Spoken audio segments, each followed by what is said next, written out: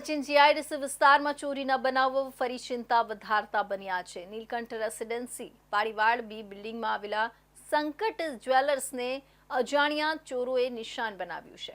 રાત્રિના સમયે લોખંડની ગ્રીલ કાપીને અંદર ઘૂસી ચોરો સીસીટીવીનો ડીવીઆર, ચાંદી તથા સોનાના દાગીના સહિતનો સામાન ચોરી લઈને ફરાર થઈ ગયા છે। ઘટનાની જાણ થતાં સચિન જીઆઈડીસી પોલીસે ગુનો નોંધી વધુ તપાસ શરૂ કરી છે।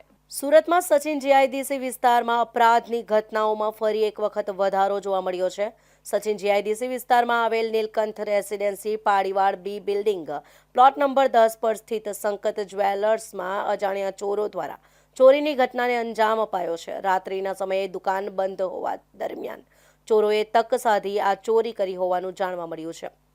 પ્રાપ્ત માહિતી અનુસાર અજાણ્યા ચોરોએ દુકાનની લોખંડની ગ્રીલ કાપીને અંદર પ્રવેશ કર્યો હતો। ત્યારબાદ દુકાનમાં મુકાયેલા કિંમતી સામાન પર હાથ સાફ કર્યો હતો। ચોરો દુકાનમાંથી સીસીટીવી કેમેરાનો ડીવીઆર, સોનાનું વજન માપતી કાંટું, અંદાજે 1500 ગ્રામ જેટલું ચાંદી તેમજ 3 થી 4 ગ્રામ જેટલું સોનું ચોરીને લઈ ફરાર થઈ ગયા હતા। દુકાનના માલિકે સવારે દુકાન ખુલ્લી કરતા ચોરીની ઘટના સામે આવી હતી। દુકાનમાં સામાન વિખરાયેલા હાલતમાં જોવા મળ્યો હતો તેમજ ગ્રીલ કાપેલી હતી। ઘટનાની જાણ થતાં જ સચિન જીઆઈડીસી પોલીસ તાત્કાલિક ઘટના સ્થળે દોડી પહોંચી હતી। પોલીસે દુકાનની આસપાસની તપાસ કરી હતી અને જરૂરી પંચનામાની કાર્યવાહી હાથ ધરી હતી। પોલીસ દ્વારા દુકાન માલિકનો નિવેદન નોંધવામાં આવ્યો છે તેમજ અજાણ્યા ચોરો સામે ગુનો નોંધવામાં આવ્યો છે। ચોરોની શોધખોળ માટે આસપાસના વિસ્તારમાં લગાવવામાં આવેલા સીસીટીવી કેમેરાના ફૂટેજ ચકાસવામાં આવી રહ્યા છે। સાથે જ ટેકનિકલ એનાલિસિસ અને સ્થાનિક સૂત્રોની મદદથી આરોપીઓને ઝડપી લેવા માટે પોલીસ તપાસ આગળ વધારી રહી છે। ફરી એક વખત દાગીના વેપારીઓને નિશાન બનાવીને ચોરી થયાની ઘટનાથી વિસ્તારમાં ભય અને અસુરક્ષાની લાગણી ફેલાઈ છે। વેપારીઓએ રાત્રિના સમયે પોલીસ પેટ્રોલિંગ વધુ અસરકારક બનાવવાની માંગ પણ ઉઠાવી છે।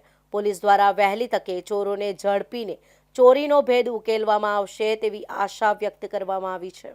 चोरी हुआ है सर जी हमारे दुकान में। क्या क्या चोरी हुआ?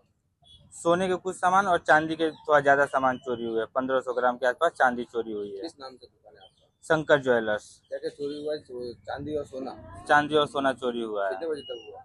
ये अप्रोक्स 4:30 या 5 बजे की घटना है। आपको पता कैसे चला कि यहाँ पे चोरी हुआ? हमारे पड़ोसियों ने फोन किया कि आपकी दुकान टूटी हुई है और हम आकर देखे तो मतलब चोरी हो चुका था। डीवीआर भी लेकर गए हुए हैं और जिसपे हम लोग वजन करते हैं कांटा, वो भी चोरी हुआ है। ये कितनी देर के बाद आपको ऐसा पता चला कि चोरी हुआ है?